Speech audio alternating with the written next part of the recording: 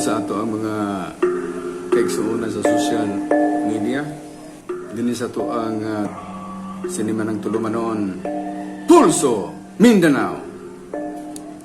Adlaw karon nga Biyernes, pitsa 13 sa bulan sa Agosto tuig 2021. Ug kini atong tulumanon, dini lamang kini masaksihan sa forumnews.tv, sa ato ang Facebook page o sa ato ang Forum News sa YouTube channel. O unang hisgutanan nato pero mga adlaw mga igsoon kini kabahin sa ato ang update no, sa ato ang COVID-19 nga atong kanunay kini siyang gimonitor o karong adlaw ato kining tanaw ng susihon kung unsa nay dagan no sa ato ang COVID-19 updates gikan din sa lokal padulong sa global. Dinhi sa Dakbayan sa Iligan pinitsahan Agosto 11 tuig 2021 ang Emergency Operations Center health cluster no sa IATF Iligan City. Nakatala nining bag-o nining adlaw ang Agosto 11 adunay 11 ka mga bagong kaso sa COVID o adunay unom nga nangaayo o recoveries apan adunay duha nga gibawian as kinabuhi. Now sa kinatibukan adunay 173 total nga aktibong kaso sa Dakbayan sa Iligan. Ug adunay 83 nga admitted sa ospital ug 90 na sa isolation facility. Ug adunay total nga kumpirmadong kaso 2,944. Apan adunay 2,572 ang naka-recover ug adunay 199 nga nangamatay na. So mao ni siya ang pinaka-update sa Dakbayan sa Iligan dirita sa probinsya sa Lanao del Norte.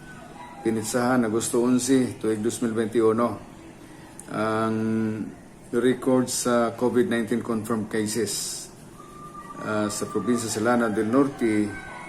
Adunay total nga mokabat ngadto sa 2,299 o adunay aktibong kaso niini nga 315 ug dunay recoveries nga mokabat sa 1,833 o adunay nangamatay nga mokabat na sa 111 sukad nga ni strike ang COVID dinhi sa probinsya sa Lanao del Norte. O atong himahimayon ang aktibong kaso sa matag munisipyo. Ang kada munisipyo sa probinsya sa Lanao del Norte aduna may 22 ka munisipyo gani. Una nini Bacolod 12, Balui 13, Baroy 45, Kapatagan 66, Kauswagan 16, Kulambugan 37, Lala 49, Linamon adunay 15, Magsaysay 2, Maigo 1, Matunggaw 1, Munay wala, Nunungan wala, Pantauragat 1, Pantar 1, Punapiagapo wala, Akong Balikon Pantauragat 1, Pantar wala, Punapiagapo wala, Salvador 1, Sapad 12, Isende wala, Taguluan wala, Tangkal 1, Tubod 37. So mao ni siya ni total og 315 o 315. So dinita sa ato ang nasod Pilipinas as of August 12, 2021 ang natala no sa ato ang nasod sa pagkakaron adunay total nga kaso mokabat na sa 1,700,363 kasong COVID. So mo na sa mga igsoon niya adunay aktibong kaso mukabat sa 87,633 ug dunay recoveries nga mukabat sa 1,583,161 ug aduna na nga matay mga igsoon mukabat sa 29,539. So dito sa impormasyon kabahin sa global situation sa COVID. As of August 13, 2021, ang global kumpirmadong kaso mga igsoon mukabat na sa 204,738,271. Then adunay nangamatay mukabat na sa 4,324,625.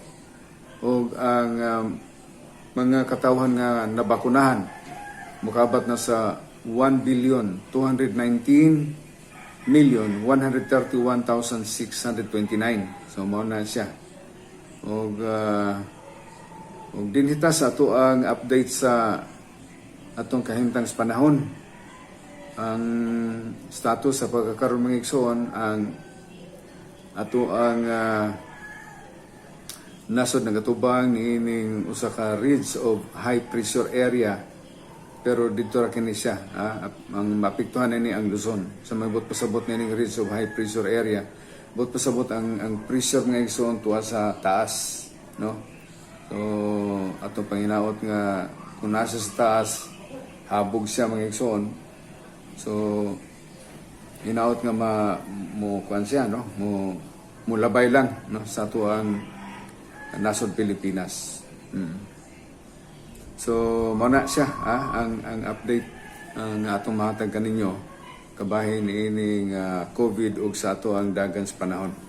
Dinita mga igsoon sa kining Executive Order 192 series of 2021 sa dakbayan sa Iligan nga gipermahan ni Mayor Celso Rehencia kani atong August 9 og may take effect kini siya August 10, 2021. So ato ni siyang lakbitan gamay kay importante kayo sa atong mga katawhan daghang kay nangutana kung unsa may latest update. Executive Order number 192 ang Iligan ana paghapon siya sa Modified General Community Quarantine. So kining Executive Order Executive Order number 192 ang supporting reason ini mga igsoon nga aron mapugngan ang pagsaka sa COVID-19 cases o ang hulga sa Delta variant. Na dinhi sa pipila ka mga unod, no, nga atong gitan-aw ang Iligan anaa sa adunay curfew nga magsugod sa alas 9 sa gabi o hangtod sa pagka alas 4 sa buntag sa sunod nga adlaw. So kung mainguntan ara ni siya sa 7 ka oras. Liquor ban sa mga imnanan. Ikatulo ang mga restaurants gialaw lamang nga adunay mga customers nga maserbisyuhan 30% sa capacity sa ilahang restaurant kana indoor, kung outdoor 50% ang pwede i-accommodate, no, sa total nga capacity. Na dinhi sa ikalima ang mga recreational areas sama ning with parks, river esplanade, swimming pools ug uban pang mga tourism sites temporary close. So dili pa siya pwede mo operate. Unya kining mga mass gatherings events prohibited unless gikinahanglan. Kining mass gatherings sama ni ining siguro ang kasal, bunyag, kanang mga inana, no, ug uban pang mga events pwede lamang kini siya, pero kinahanglan pa siya og authority, approved from local authority. So ingon na ilabi na sa ato ang IATF. Now din sa kuan, din sa edad 18 ngadto sa 59, pwede siya mugawas. No, pwede siya mugawas, pwede siya moadto mo anha sa ato ang mga establishments.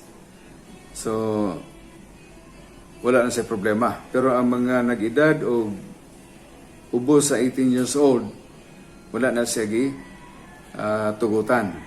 Then atong mga senior citizens nga doon ay vaccination, ipakita lang ang vaccination card. Pwede siya mo sulod sa mga establishments. Dayon katong mga non-residents nga dili taga-iligan nya mo palit sa mga essential goods, present lang ilang mga valid ID or kining ilang vaccination card kung na-vaccinated na sila. Sa ingon ana mga igsoon, ang kahimtang niining pipila ka mga hisgutanan dinhi sa Executive Order number 192 series of 2021 nga pinirmahan ni Mayor Celso Regencia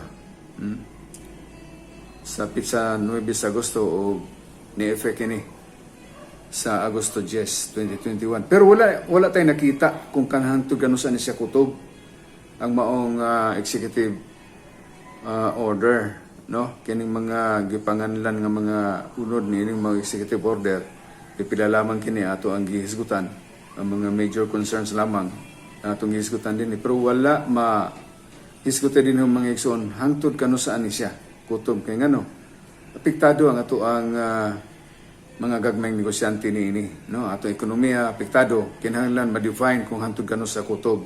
Kay dili pod pwede nga hangtod sa hangtod na lang, no? Maingon ta 15 days, 1 month, then go ahead sa business. Yun na ba? Kay wala man pa ayuda nga ipanghatag ani unsa, di ba? So atong ipanginaot ang local government, no? Labi na ni Mayor Celso Regencia sa Iligan City nga i-define kung hantod kano sa kutob ang tawagan ni ang maong executive order kay ang ato ang mga katawhan daghang pangutana kabahin ini kung hantod kano sa siya kutob. Okay. So din ito sa ato ang kuan kining bago lamang na human nga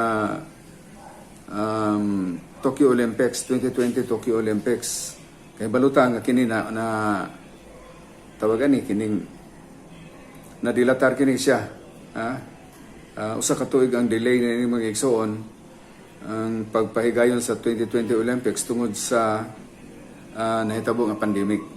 Nakaron na-schedule kini siya tuig 2021 na. Nagsugod niya itong pitsa 23 sa July ug nahuman pitsa 8 sa Agosto tuig 2021. So isa gid siya ka tuig ang dilatar nga igsoon. Onya dinhi sa ato ang nasod Pilipinas adunay 19 ka mga atleta nga misalmot ngadto sa maong paugnat sa kusog sa 2020 Olympics dito sa Tokyo, Japan. Og adunay mga atleta nato nga ni-excel, no? Nakakuha gyud og medalya. Kini sila si Hedelin Diaz, usa ka gold medalist sa weightlifting, 55 kilograms. Nahitabo kining maong paugnat sa kusog kining maong event kani atong pitsa 26 sa Hulyo, July 26, 2021. Ikaduha kini si Nisty Peticio. Nakakuha og silver medal mga igsoon, Women Boxing Featherweight Division. Nahitabo ang maong event kani atong August 3. Og si Carlo Paalam usab nakakuha og silver medal kini sa Men's Boxing Flyweight Division. Nahitabo ang maong event kani adtong Pizza City sa Agosto tuig 2021. Ikaapat si Yomer Marcial. usa ka bronze medalist nakakuha og bronze medal mga igsoon sa men's boxing middleweight division kaniadtong pitsa 5 sa Agosto ang ilang boxing event niini. So mao ni siya, congratulations na lang adto sa upat nato ka mga mananaog nga nagdala og pasidungog sa ato ang nasod Pilipinas. O sa makausa pa, congratulations kaninyong upat og ang tungod kay 19 man kini sila mga igsoon, gi-congratulate pagyapon nato ang ato ang 15 ka mga atleta. Bisan pa nga wala sila makadawat og award, pero dili lalim mga igsoon ang qualifying round nga aron mo qualify ka sa event ngadto sa Olympics. Daghan pang imong agian nga mga qualifying rounds aron imo kining tawagan ni kinahanglan kamo daog sa mga qualifying rounds aron kamo qualify ngadto sa Olympics. Dinito sa atong mga reports, atong kinahanglan nato atong sayran kung unsa pa yung mga kahitabo sa ubang mga lugar, kini kabahin sa mga balita nga atong masagap ug mahibaluan lain-laing lugar, muhatod og balita kanato dinhi sa atuang Tulumanon, Pulso, Mindanao. Unahon nato sa pagdawat ang balita gikan kang Kapulso Mar Sabati. Kini kabahin sa road concreting project, no, ang pagsiminto sa mga kadalanan diha sa Barangay Luinab, sakop ning Dakbayan sa Iligan. Atong dawaton Mar Sabati. Natigayon ni lamang bag-o ni atong adlang Biyernes alas 10 sa buntag, July 23, 2021 ang turnover ceremony sa worth 14 million road concreting projects nga gi-implement sa DPWH o gi-construct sa Tisar Builders ang pagsiminto sa mga karsada sa Purok 2, Purok 4 ug Purok 8 sa Barangay Luinab, Dakbayan sa Iligan. Nga gipanguluhan ni Iligan City Loan District Congressman Freddy Siao ug sa Department of Public Works and Highways kung DPWH District 2 Lanao del Norte. Ang nasampit nga okasyon kitambungan sa mga opisyalis sa Barangay Council, gipanguluhan ni Barangay Captain Regino Ocana ug ingon man mga kadagwang opisyal sa DPWH, gipanguluhan ni Assistant District Engineer Saidali Mitmug. Sa iyang mensahe nagakanayon si Barangay Captain Ocana nga wala niya damha nga matigayon ang turnover ceremony sa tulo ka road concreting projects sa iyang barangay, samtang usab sila kamulong nga nagsaulog sa ilang ika-28 nga Charter Day celebration kun adlaw sa Barangay Luinab nga nagsugod gikan niadtong July 20 tama niadtong adlawng Domingo July 25 ang mao nga aktibidad.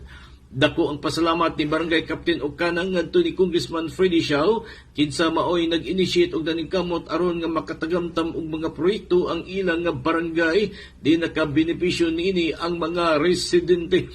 Sumala pa ni Ocana nga wala gayud mapakya sila nga mga opisyalis sa barangay sa ilang nga pagduol ngadto sa buhatan ni Congressman Siao aron sa pagpangayo og mga proyekto. Hinungdan ubay-ubay na ka mga proyekto ang naangkon sa Barangay Luinab.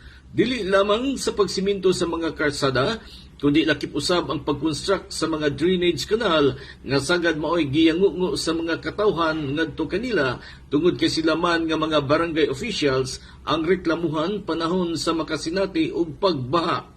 Samtang sa gipaygayon nga turnover ceremony, wala makatambong si District 2 DPWH District Engineer Alican Ali. Hinungdan nga si Assistant District Engineer Saidali Mitmug maoy nagrepresentar kaniya ug may mihatag sa project profile.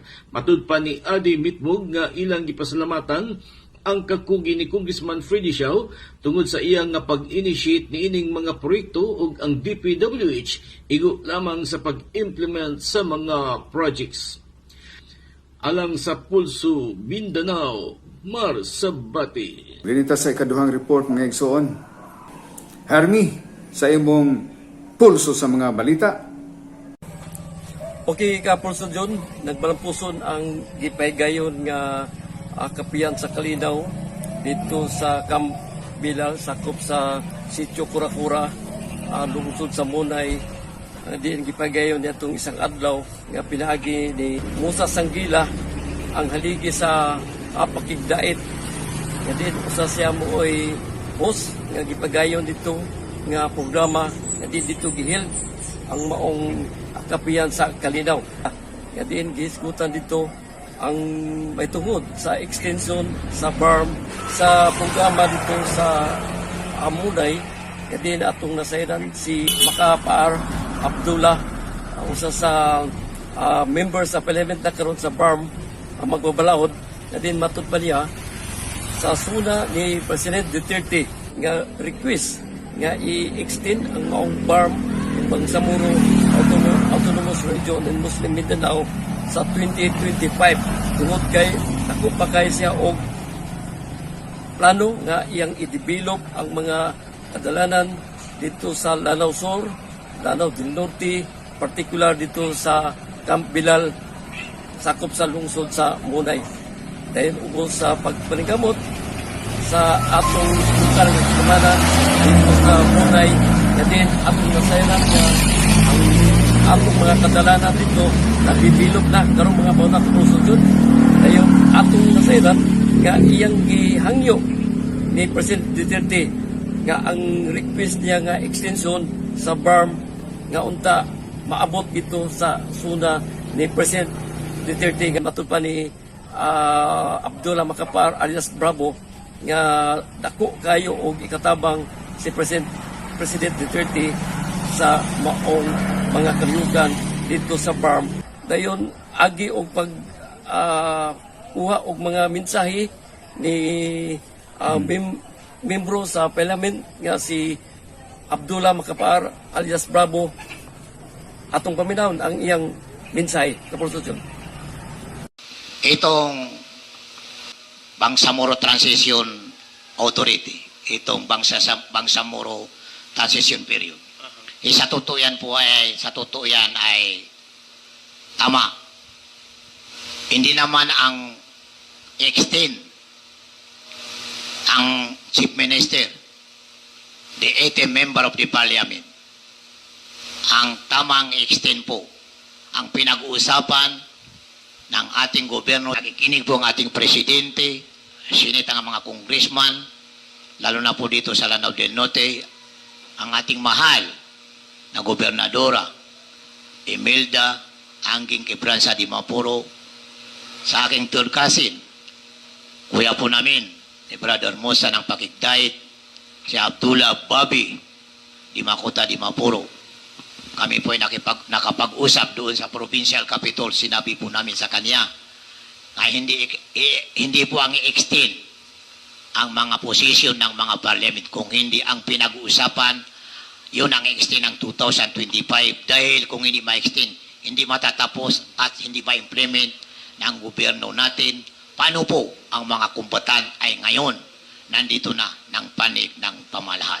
So sa Konstitusyon, mo ang mensahe ni member sa parliament nga si Abdullah Makapaar alias Bravo dito sa naskutang programa sa Kapiyan sa Kalinaw, sakop sa lungsod sa Munay nga atong nasaksiyan sa Konstitusyon.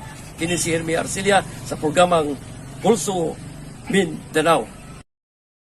Huwag mo ko mga igsoon ang pulso sa balita ni Kapulso Hermie Arcilia. Og dirita sa sunod nga balita atong dawaton si Kapulso Sofia Villanusa kini kabahin sa Municipal Advisory Council. Gipay gayon ang Municipal Advisory Council sa papanguna sa tong kapulisan sa lungsod sa Logetmi sa Oriental nga si Police Captain Arnold Sala. Ang Municipal Advisory Council gihimo aron ma-involve ang community, religious, government employees at mga katawan. Ang MAC nag-serve as advisor sa atong mga local police karong panahon na. O dugan pa ang MAC mahimo kining guidance sa atong kapulisan karong mga panahon.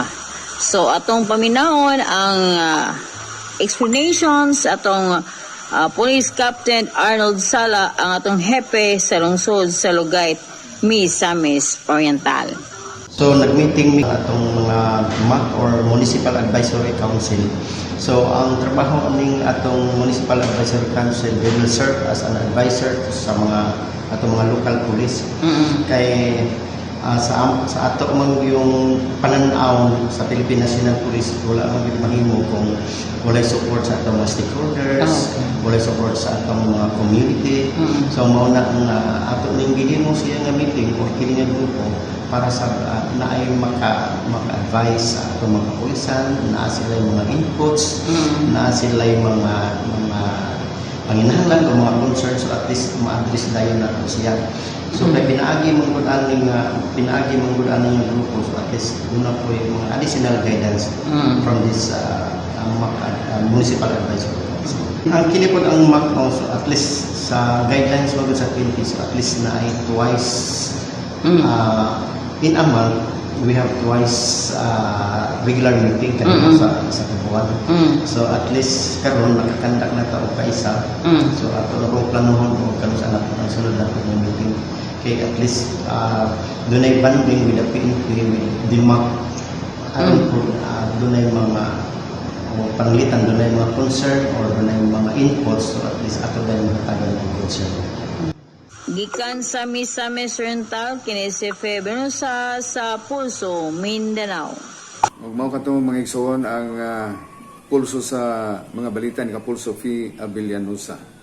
Gamay lang mga pasada mga igsoon din sa update sa fight ni Senator Manny Pacquiao dito sa Estados Unidos. Ang title holder ni ining maong away mga igsoon mao si Yordenis Ugas. Ug ang contender ni ini si Manny Pacquiao. So matod pa ni Manny Pacquiao nga dito ra makita sa ring kung si kinsa gayod ang tinuod nga champion karong August 21. So ato na lang ning atangan mga igsoon og atong suportahan atong iyan po ang kalampusan ni Senator Manny Pacquiao ni iyang fight championship fight karong August 21, 2021. Og dinhi na lamang kita kutob dinhi sa tuan Tulumanon Pulso Mindanao. Og ana pa kita sa adjustment mga igsoon. Nini ato ang Tulumanon og sa pagkaron usa ka siniman ang Tulumanon mga igsoon, pero maningkamot ta no nga aduna pay dugang sa mga balita nga atong ihatod kaninyo sulod sa usa ka semana. Og kanunay puntos pamalandong ako ibilin kaninyo ni atong Tulumanon kanayon ang tinuod nga diwa sa demokrasya maangkon lamang kung anang pagpakabana sa mga yanong katawhan. Kini inyong ubos nga alaga Jun Enriquez, daghang salamat sa inyong pagsaksi. Nini ato ang Tulumanon Pulso Mindanao.